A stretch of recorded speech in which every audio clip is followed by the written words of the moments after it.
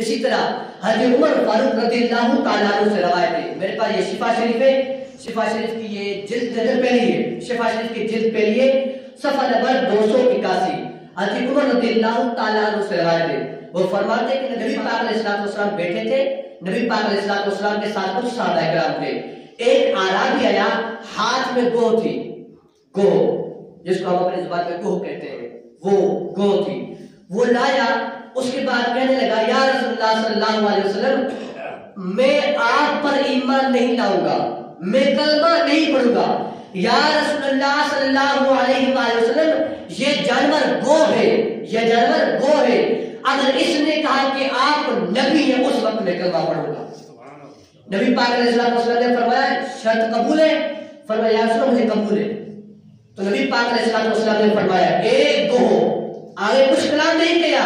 آقا نے فرمایا ایک ہو، تو اس گو نے کھلی زبان میں کہہ دیا، کیا کہا؟ اس نے کہا تمام لوگ، وہ عربی تھا وہ بھی سن رہا تھا، تمام صحابہ کرام بھی سن رہے تھے، اس جانور نے کہا لبیک و سعدیک یا زین من واقع قیامہ، یعنی حاضر ہوں، میں حاضر ہوں اے زینت ان لوگوں کی جو قیامت تک آنے والے ہیں۔ نبی پاک نے فرمایا تو کس کو پوچھتی ہے؟ نبی پاک نے اس گو سے پوچھا اے گو تو کس کو پوچھتی ہے؟ اس نے کہا میں اس رب کو پوچھتی ہوں جس ذات جس کا عرش آسمان ہے، جس کی سلطنت زمین ہے، جس کا راستہ سمندر ہے، جس کی رحمت جنت ہے اور اس دوزخ اس کا عذاب ہے۔ نبی پاک علیہ السلام نے اس گو سے پوچھا، فرمایا آپ نے فرمایا اے گو میں کون ہوں؟ گو سے پوچھ رہے جانور ہے، نبی پاک علیہ السلام جانور سے پوچھ رہے اے گو بتا میں کون ہوں؟ اس نے کہا آپ رب العالمین کے رحمت العالمین رسول ہیں۔ اس گو نے کہا